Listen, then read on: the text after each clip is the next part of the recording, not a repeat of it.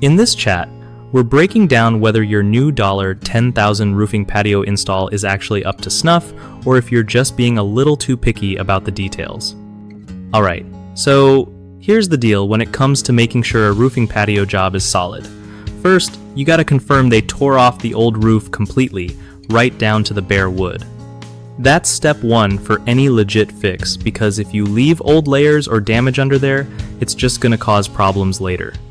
Next up, check if they replaced any damaged plywood with fresh 3/4 inch stuff, especially where leaks were happening. That's key.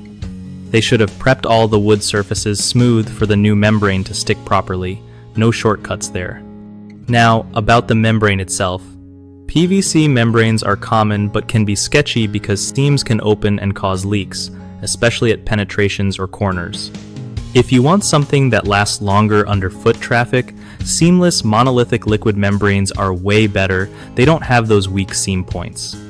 Also, make sure the old siding and J-channels were carefully removed and set aside so they could reinstall without messing up your walls. That shows attention to detail. And remember, no random sections of the house should have been disturbed outside the patio area unless you asked for it.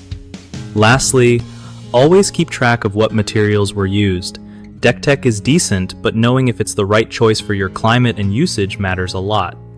One of the biggest mistakes people make when judging projects like this is expecting a perfect, flawless finish on a job that's really about functionality and long-term durability.